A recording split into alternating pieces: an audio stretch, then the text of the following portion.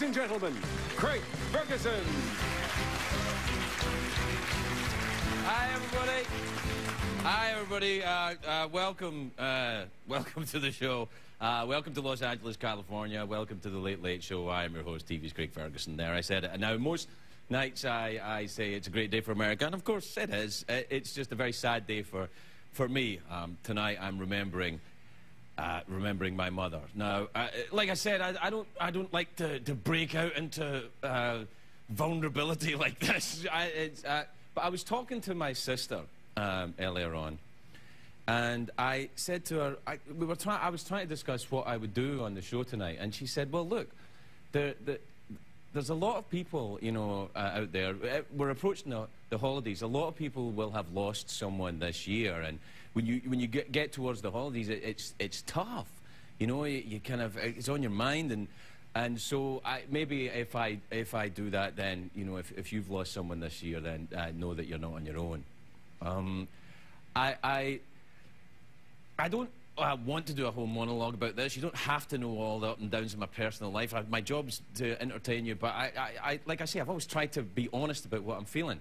You know, some nights, you know, I act more angry than I really am. Some nights I act more gay than I really am.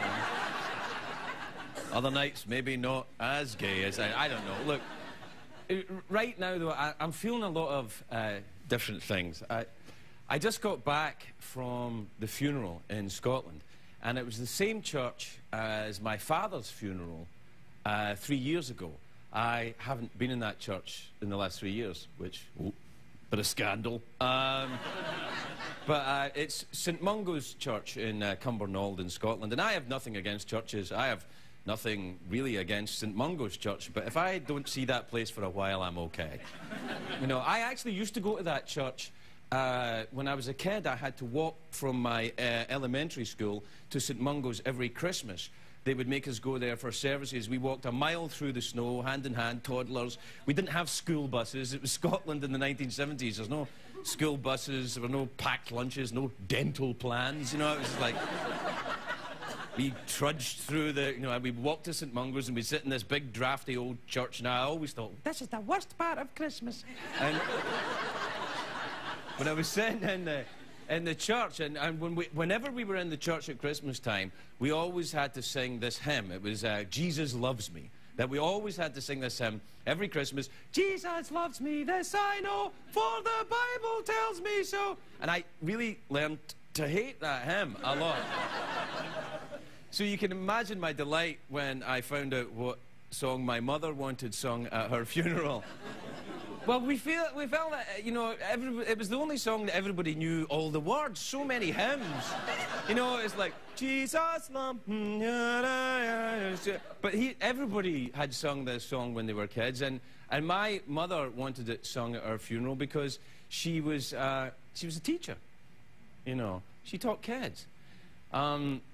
So she'd heard that hymn before. My mother and I had a complicated relationship. When I was younger, we butted heads a lot. But as I got older, I realised that there was no point, you know, in doing that. I should just do what she wants, and we'd get along fine. And that's what happened.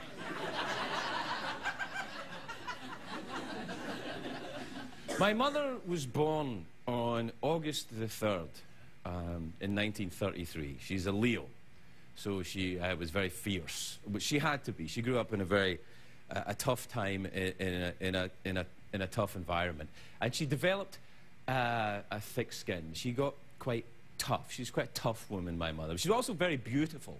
She, you know, she was dark hairs, blue eyes, very attractive woman. Obviously, I took after my dad, but my mother was a very attractive woman.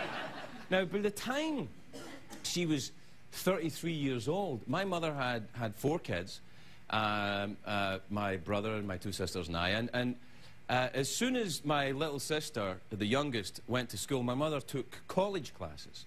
She wanted to be a teacher. You know, she went back to college. She took the equivalent of her SATs and then started studying to become an elementary school teacher. So the first thing she did after raising 4 kids is to go and look after, you know, more kids. And she liked kids, is what I'm saying. And she was also very interested in the arts, my mother. She was very artistic. A very artistic soul, which was difficult from where she grew up. She grew up in a rough environment. She grew up in a tough working class town. So it wasn't really at that time, you know, what would you like to do with your career in the arts? You know, there wasn't really any of that. So but later in life, she really kind of developed her artistic talents. She had terrible arthritis, my mother, and it made her hands very constricted. You know, they kind of deformed them a little bit. But for a long time, she would sew costumes for the Glasgow Grand Opera. You know, they were, you know, I know what you're thinking. It's Glasgow. How grand can their opera be? But it's... But she did. It was an amateur company, and they would do these operas, and my mother would sew the costumes, and they were great. You know, she even got my dad to be an extra in the opera. He had to wear a cape and a top hat.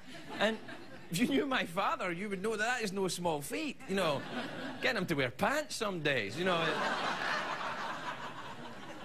And a few years ago, my mother took up painting. She started doing watercolors, where she would get the brush in her hand like that, and she'd do these watercolors, you know, landscapes mostly. But she painted I remember she painted a little sparrow, a little bird in a tree. Now, she was a true artist, my mother, so she couldn't really help but put her feelings onto the canvas. So she painted this lovely little sparrow. It's the angriest damn bird I ever saw in my life. This is an angry, but if Alfred Hitchcock had seen this bird, he'd have said, it's too scary, we can't have that in the movie. My mother was also a great talker. She had something to say to everybody. She would have been great at this job. She would have been genuinely interested in many of the things that I have to feign interest in. You know, but she was the opposite of my father. My father was a very quiet man, and my mother was very talkative and very kind of... I get that, obviously, from her. And my mother and father were together for 50 years. And my dad died 3 years ago, and I used to phone home, you know, once a week. My father was alive and after, but I would phone home once a week and tell her how, you know, I was getting on in America and stuff. And if my father answered, you know, I'd talk to him, I'd tell him. And of course, I've lived here for a long time. I've been in therapy, you know. I want to share my feelings with you, you know. And that, you know, and my dad's on the phone, and I'm like, well, Dad, you know, I'm feeling vulnerable, you know, certain things have happened. And he'd be like, look, son, I'll just get your mother, and she can give me all the news, all right? And that became a mantra for him. I'll just get the news from your mother. And now I take some comfort in thinking that, you know, wherever they are, they're together again. And